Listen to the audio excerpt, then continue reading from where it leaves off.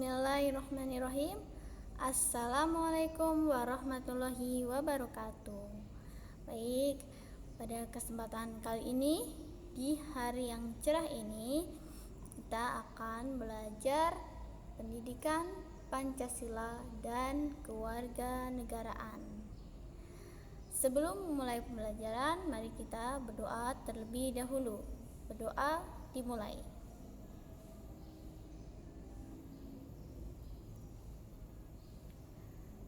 Doa selesai. Baik, Ibu di sini ya, Mutani Indayani akan bersama dengan kalian. Kita belajar tentang Pancasila. Apa saja makna dari Pancasila? Apa saja fungsi peranan Pancasila? Seperti apa periodisasi ya terbentuknya Pancasila. Kemudian bagaimana sih kita mengimplementasikan Pancasila dalam kehidupan sehari-hari? Oke. Sebelum masuk ke dalam materi ya, sebelum kita membahas materi, terlebih dahulu kita bahas apa saja tujuan pembelajaran kita mempelajari Pancasila. Oke, diharapkan kalian mampu yang pertama bersyukur kepada Tuhan Yang Maha Esa atas konsensus nasional Pancasila sebagai dasar negara dan pandangan hidup bangsa. Ya, kita semua wajib bersyukur kepada Tuhan Yang Maha Esa, kepada Allah Subhanahu wa taala atas konsensus nasional Pancasila sebagai dasar negara dan pandangan hidup. Kenapa? Karena di dalam Pancasila sudah tertuang, sudah termuat, sudah tercantum, sudah tertulis dari sila pertama sampai dengan sila kelima apa-apa saja yang harus kita jalankan dalam kehidupan ini ya. Itu sudah sesuai insya Allah dengan pedoman dan syariat agama manapun. Jadi tidak perlu diperdebatkan lagi. Justru kita harus bersyukur Pancasila dijadikan sebagai dasar negara dan pedoman atau pandangan hidup bangsa. Selanjutnya yang kedua adalah kalian mampu mengembangkan sikap yang mencerminkan nilai-nilai luhur Pancasila sebagai dasar negara dan pandangan hidup bangsa. Oke, Ibu yakin kalian sudah tahu ya bunyi Pancasila dari sila pertama sampai dengan sila kelima. Kalaupun belum hafal urutannya, Ibu harap kalian bisa hafal ya. Dari sila pertama sampai dengan sila kelima. Sila pertama berbunyi ketuhanan Yang Maha Esa ya, atau sila ketuhanan ya, termuat nilai-nilai ketuhanan di dalamnya. Jadi agama manapun ya, baik Islam, Kristen, Katolik, Hindu, Buddha, Konghucu atau agama yang lain yang diakui oleh suatu negara ya, maka dia wajib menjalankan syariat-syariat, wajib menjalankan hal-hal yang harus dikerjakan di dalam agamanya.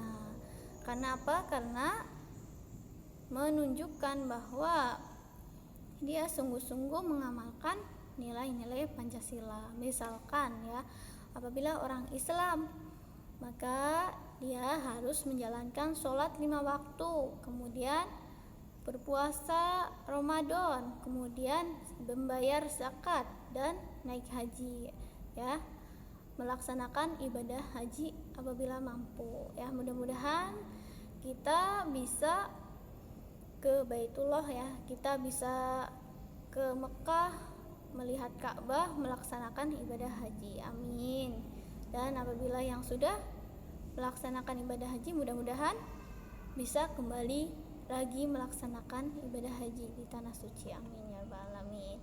Kemudian sila yang kedua, kemanusiaan yang adil dan beradab ya, atau nilai kemanusiaan. Maka sebagai manusia yang beradab pastinya harus mampu menjalankan ya, harus mampu menerapkan, harus mampu berperilaku layaknya manusia yang beradab. Seperti apa manusia yang beradab? Ya, tentunya insya Allah kalian sudah tahu ya, sudah pernah belajar di sekolah dasar atau MI, Madrasah Ibtidaiyah, bagaimana adab makan, bagaimana adab minum, bagaimana adab berdiri, adab terhadap orang tua, adab terhadap adik, terhadap kakak, ya, terhadap tetangga dan sebagainya. Jadi intinya kalau manusia yang beradab berarti harus mempunyai adab, sopan santun, ya, berperilaku yang baik terhadap semua makhluk hidup, ya, bukan hanya kepada manusia tetapi juga kepada hewan, bahkan kepada tumbuhan, ya, karena semua makhluk hidup ciptaan Allah Subhanahu wa taala pasti ya memiliki manfaat, ya, pasti ada tujuan Allah menciptakan makhluk hidup tersebut, ya, maka kita harus merawat, kita harus menjaga, kita harus menghargai makhluk hidup yang ada. Maka berarti kita termasuk ke dalam manusia yang beradab dan mengamalkan Pancasila, sila kedua. Kemudian sila yang ketiga berbunyi Persatuan Indonesia, ya, atau nilai persatuan. Oke, di kelas 7 lalu kalian belajar tentang keanekaragaman yang ada di Indonesia, ya. Begitu banyak suku, agama, ya, ras, golongan, ya, budaya, tradisi dan sebagainya yang dimiliki oleh bangsa Indonesia. Maka seharusnya kita bersyukur. Seharusnya kita ya saling menghargai, saling menghormati satu dengan yang lain. Karena apa? Karena dengan adanya keberagaman itu, dengan adanya perbedaan itu, kita bisa mengenal satu dengan yang lain. Kita bisa saling sharing. Wah, ternyata tradisi di kamu seperti ini, tradisi di saya seperti ini dan sebagainya, ya. Dan semua itu pasti ya mempunyai makna-makna tersendiri. Jadi kita wajib menghormatinya juga, ya, tanpa harus saling mengadu domba atau saling menjadikan perdebatan hal-hal yang berbeda itu. Justru kita harus bersyukur, ya kan, dengan perbedaan-perbedaan itu. Kita jadi menambah pengetahuan, kita jadi membuka wawasan bahwa ternyata tidak hanya tradisi yang ini aja loh, ternyata ada tradisi yang lain yang lebih unik, ya, bahkan tidak kita duga-duga, ternyata lebih excited, ya. Oke, kemudian sila yang keempat, kerakyatan yang dipimpin oleh hikmat kebijaksanaan dalam permusyawaratan perwakilan atau nilai kerakyatan, ya, atau nilai permusyawaratan. Nah, artinya apa? Artinya kita harus bisa menjadi rakyat yang mampu bermusyawarah.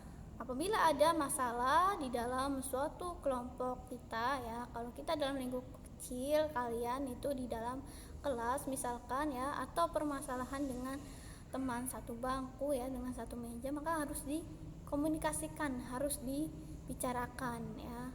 Atau permasalahan dengan keluarga, dengan adik, dengan kakak, ya, maka kita harus membicarakan, kita harus obrolkan dengan baik-baik dan mencari jalan tengahnya. Kita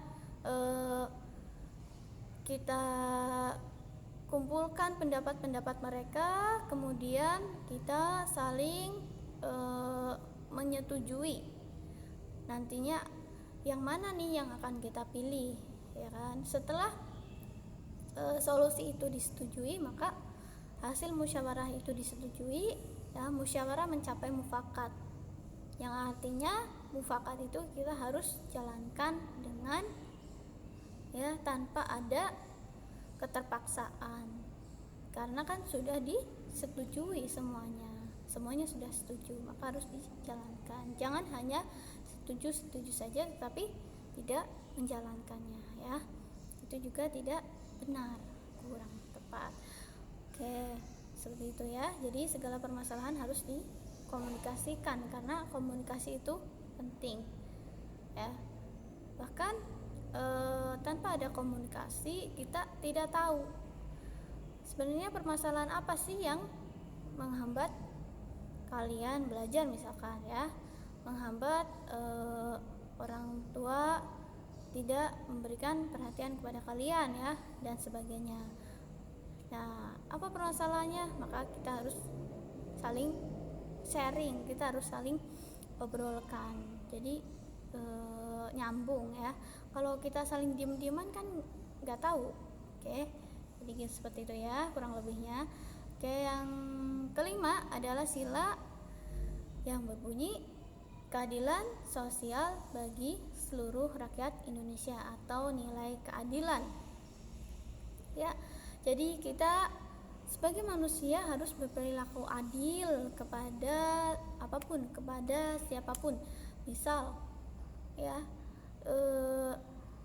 kita sudah ngantuk nih jam 9 atau jam setengah 10 kita sudah ngantuk. Tetapi kita masih memaksakan diri untuk tetap bangun ya, bahkan sampai begadang. Nah, itu tidak berperilaku adil kepada siapa? Kepada diri kita sendiri ya. Karena butuh istirahat ini loh, tubuh kita butuh istirahat. Kenapa kamu masih terus melek, kamu masih terus begadang, tidak tidur? Nah, itu tidak berperilaku adil kepada tubuh kita. Bahkan ya, kalau waktunya makan masih saja ditahan-tahan, sudah lapar harus makan tapi masih ditahan, itu juga tidak adil terhadap tubuh kita, karena tubuh kita perlu asupan energi ya, dan kita menjadi manusia yang juga kurang bersyukur nantinya kalau seperti itu. Karena apa? Karena tubuh ini kan pemberian Allah Subhanahu wa taala ya, amanat dari Tuhan yang Maha Esa ya, yang Maha Kuasa. Jadi kita wajib menjaganya, kita wajib mensyukurinya dengan cara apa? Dengan cara ya kita harus melaksanakan kewajiban-kewajiban atau hak-hak yang harus diperoleh oleh tubuh kita ya. Makan cukup, tidur cukup ya, istirahat, kemudian olahraga, dan menjaga kebersihan tubuh. Apalagi di masa pandemi seperti ini ya, kalian harus menjaga kesehatan, menjaga kebersihan dan sebagainya. Oke, itu ya keadilan. Kalau misalkan di keluarga contohnya ya, seorang kakak yang sudah SMP diberi uang saku 50.000, kemudian adiknya yang masih SD juga dikasih uang saku 50.000 juga. Nah, itu bukan porsinya adil ya. Karena apa? Karena kebutuhan yang SD dengan SMP itu berbeda ya. Mungkin yang SD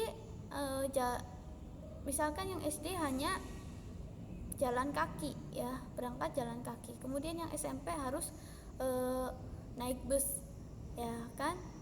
Jadi ongkosnya sama-sama 50.000 ya. Itu bukan adil ya, karena tidak sesuai dengan porsinya, tidak sesuai dengan kebutuhan yang harus dikeluarkan. Oke, misalkan lagi ya, ternyata yang SD diberi baju ukuran XL karena kakaknya juga yang SMP ini ukurannya XL juga ya. Bukan seperti itu juga ya, karena itu bukan adil ya. Adil itu sesuai dengan porsinya, sesuai dengan ukurannya, kan tidak sesuai dengan ukuran ya. Jadi nanti bajunya kakaknya pas tapi adiknya tidak pas atau kebesaran ya, itu jadi adil.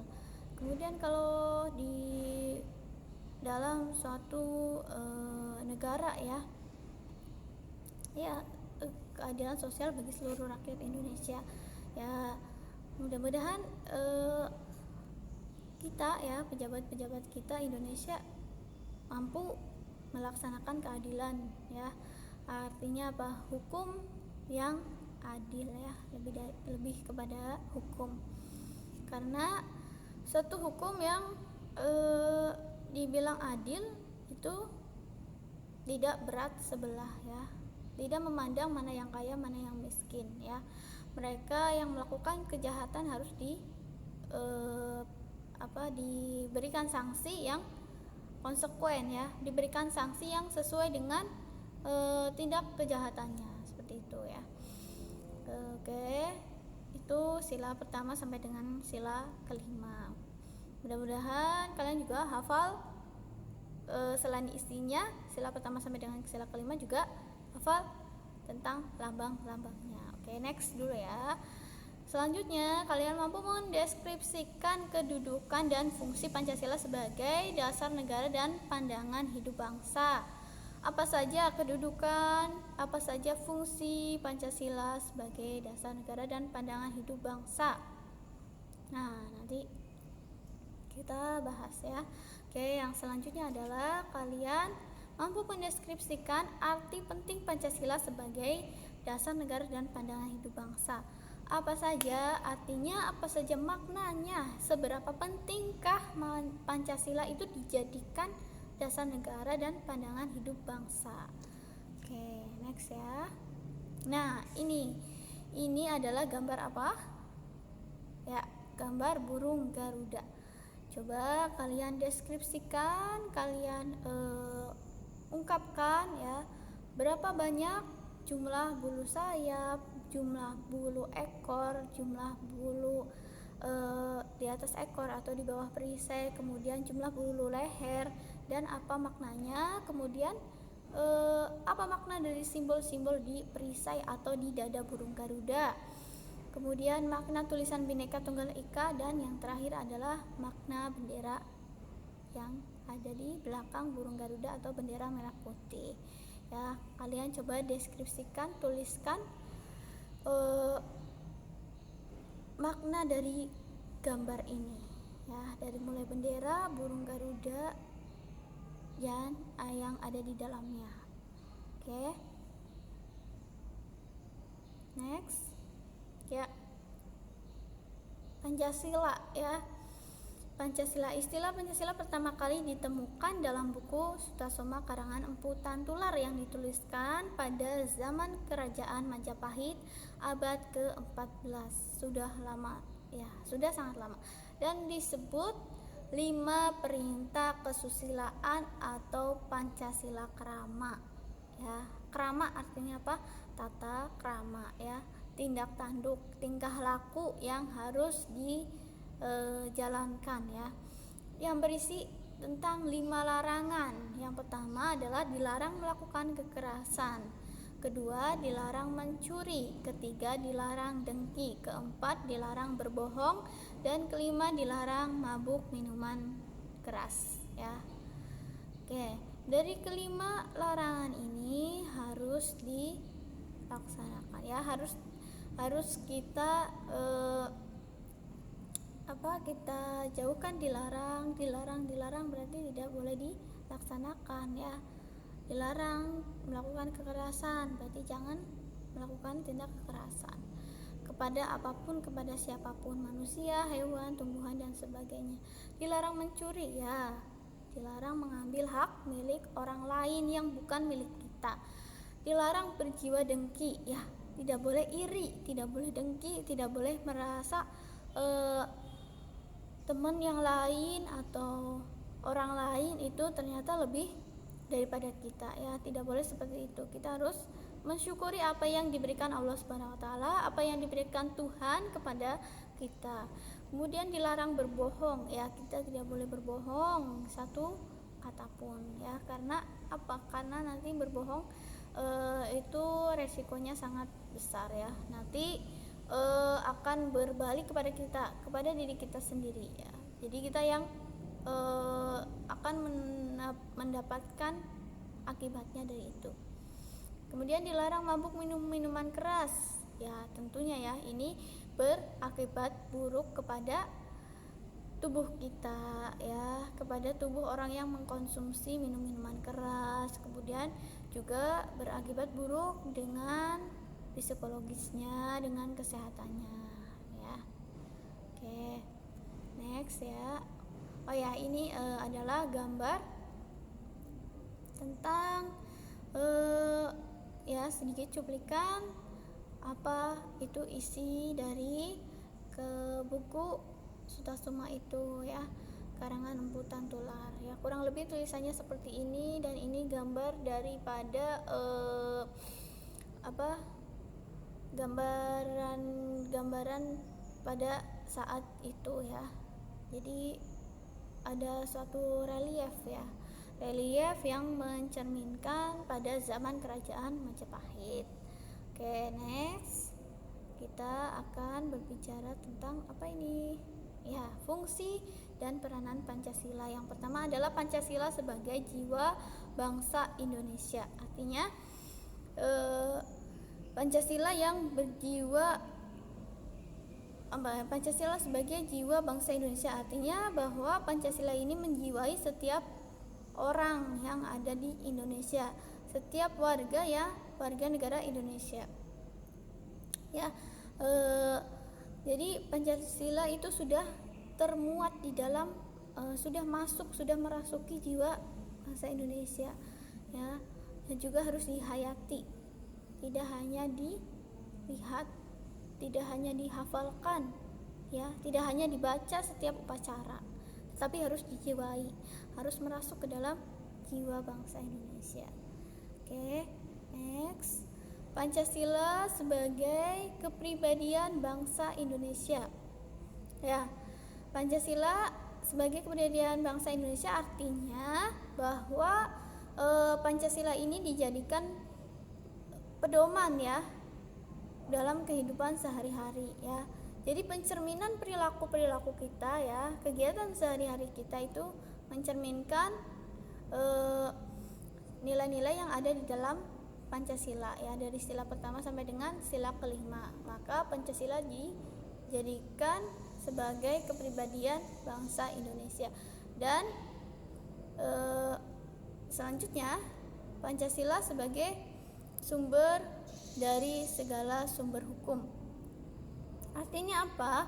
Pancasila ini dijadikan sebagai pokok landasan yang nantinya akan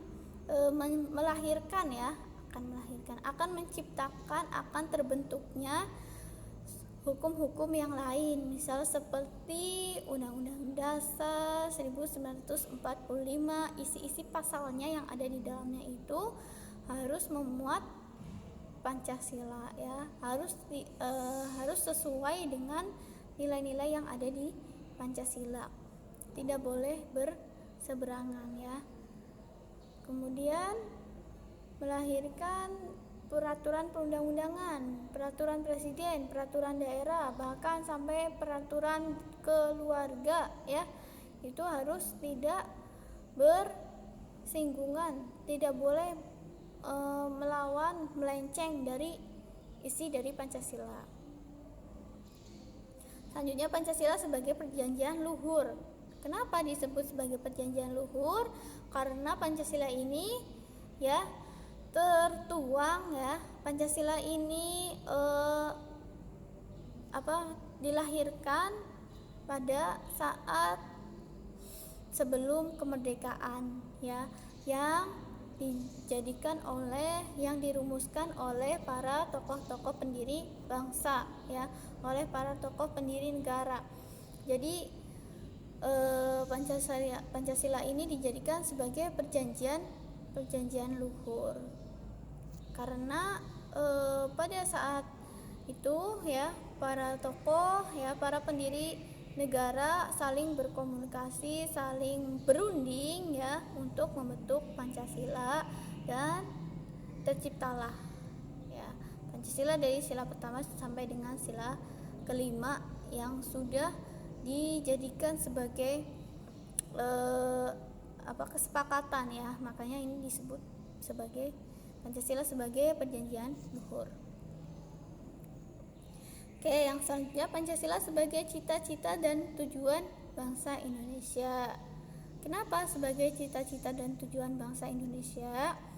Ya, karena Pancasila ini kan tadi ya udah Ibu sebutkan, sudah dijabarkan di awal bahwa Pancasila yang muat nilai satu, Pancasila dari sila 1 sampai dengan sila kelima itu ya harus mencerminkan kegiatan kita dalam sehari-hari ya. Artinya Pancasila ini harus bisa menjadi pedoman bagi bangsa Indonesia, maka Pancasila ini dijadikan cita-cita dan tujuan bangsa Indonesia untuk yang menjadi lebih baik ya, menjadi manusia-manusia yang lebih baik. Oke, selanjutnya Pancasila sebagai satu-satunya asas dalam kehidupan berbangsa dan bernegara ya, menjadi asas, menjadi dasar dalam kehidupan berbangsa dan bernegara. Oke. Selanjutnya Pancasila sebagai moral pembangunan ya, sebagai moral pembangunan. Jadi Pancasila dijadikan sebagai apa saja yang harus dilaksanakan saat pembangunan itu ya, harus mencerminkan nilai-nilai Pancasila ya, harus sesuai dengan ketuhanan ya. Berarti kita sebelum melaksanakan pembangunan ini ya harus sesuai, harus berdoa dulu, kemudian kemanusiaan ya, persatuan, gotong royong, kemudian harus dimusyawarahkan seperti apa nantinya pembangunan itu, dan harus adil ya, artinya hasil dari pembangunan itu harus bisa dinikmati oleh setiap lapisan masyarakat.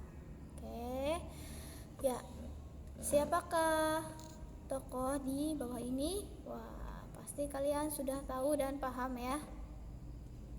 Ya, jeng kita membicarakan tentang periodisasi tersusunnya Pancasila. Apa itu periodisasi? Ya, periodisasi itu adalah runtutan kejadian sampai disahkannya Pancasila ya. Bagaimana awal nih perbincangan Pancasila ya, kita bahas dari mulai dengan tanggal 1 Maret 1945. Tanggal apa ini? Ini adalah tanggal akan dibentuknya BPUPKI ya. Siapa yang tahu apa itu BPUPKI ya?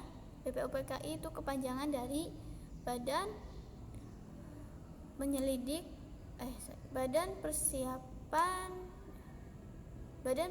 Usaha-usaha Persiapan Kemerdekaan Indonesia. Ya, BPUPKI, Badan Penyelidik Usaha-usaha Persiapan Kemerdekaan Indonesia, atau bahasa Jepangnya adalah Dokuritsu Jumbi Choksakai ya. Pada tanggal 1 Maret itu dibentuklah BPUPKI. Kemudian pada tanggal 28 Mei 1945 disahkanlah BPUPKI.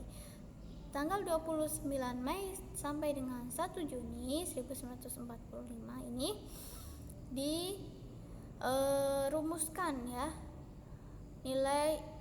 nilai-nilai atau isi Pancasila oleh beberapa tokoh. Yang pertama itu adalah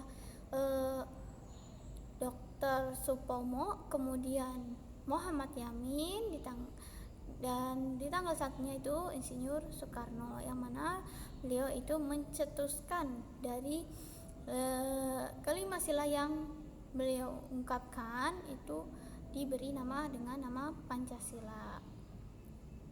Tanggal 10 sampai dengan 16 Juli 1945 ini adalah sidang kedua BPUPKI yang membahas tentang lebih kepada ya isi dasar negara ya, atau isi pembukaan Undang-Undang Dasar 1945. Kemudian di tanggal 22 Juni 1945 ini termuat terumuskan ya, dan terbentuklah suatu piagam yang disebut dengan Piagam Jakarta atau Jakarta Charter, yang mana nantinya Piagam Jakarta ini akan dijadikan sebagai pembukaan Undang-Undang Dasar 1945, yang mana Undang-Undang Dasar 1945 ini tapi sebelum terambil dari Piagam Jakarta tadi ya, namun dengan beberapa perubahan dan disahkan pada tanggal 18 Agustus 1945 ya. Di tanggal 18 Agustus 1945 ini terbentuklah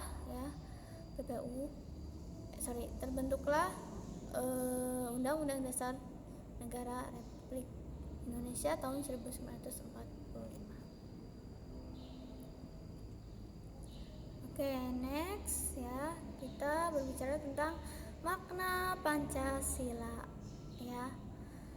Nah, yang pertama adalah sebagai dasar negara. Pancasila sebagai dasar negara artinya ya, Pancasila ini dijadikan sebagai dasar dari segala sumber hukum, dijadikan sebagai dasar untuk terbentuknya hukum-hukum yang lain atau peraturan-peraturan yang lain ya. Jadi segala peraturan yang ada di Indonesia harus mencerminkan isi dari Pancasila. Oke, yang kedua adalah Pancasila sebagai pandangan hidup ya, atau pedoman hidup. Nah, jadi Pancasila ini dijadikan sebagai cerminan ya, sebagai pedoman, sebagai pandangan hidup bangsa Indonesia, yang mana segala perilaku kita itu harus sesuai dengan Pancasila, harus mencerminkan nilai-nilai dari Pancasila, tidak boleh melenceng ya, karena kalau melenceng berarti kita juga tidak menghargai jasa para pendiri negara ya, para pendiri bangsa Indonesia ini yang sudah rela berkorban, berjuang untuk memerdekakan bangsa Indonesia. Oke ya, terima kasih atas perhatiannya, kurang lebihnya Ibu mohon maaf ya. Sebelum ditutup ya, ada tugas untuk kalian. Yang pertama adalah silakan kalian buat video perilaku kalian yang menunjukkan perwujudan atau pengalaman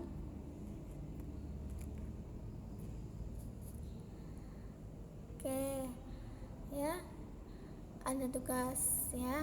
Yang pertama adalah silakan buat sebuah video perilaku kalian yang menunjukkan perwujudan atau pengamalan dari nilai-nilai Pancasila ya. Silakan dipilih dari sila pertama, kedua, 3, 4, dan 5. Kemudian video itu yang kalian buat cukup satu tema saja ya. Temanya apa saja bebas, yang penting masih memuat nilai-nilai Pancasila ya, harus mewujudkan nilai-nilai Pancasila, dan beri judul ya. Silakan kalian kirim videonya melalui WA grup kelas ya. Oke, video dikirimkan maksimal hari Jumat depan, yaitu tanggal 24 Juli 2020 ya. Artinya kalian mempunyai waktu 1 minggu untuk memikirkan apa temanya, kemudian akan membuat video seperti apa dan judulnya apa. Oke, silakan, selamat berkreasi. Oke, selamat weekend, dan jangan lupa untuk tetap jaga kesehatan, tetap jaga kebersihan, dan tetap semangat. Oke, Kurang lebihnya Ibu mohon maaf ya apabila ada salah-salah kata. Semoga kita mendapatkan pembelajaran yang maksimal. Semoga kita mendapatkan ya hal-hal yang positif ya. Terima kasih. Billahi taufiq wal hidayah. Wassalamualaikum warahmatullahi wabarakatuh.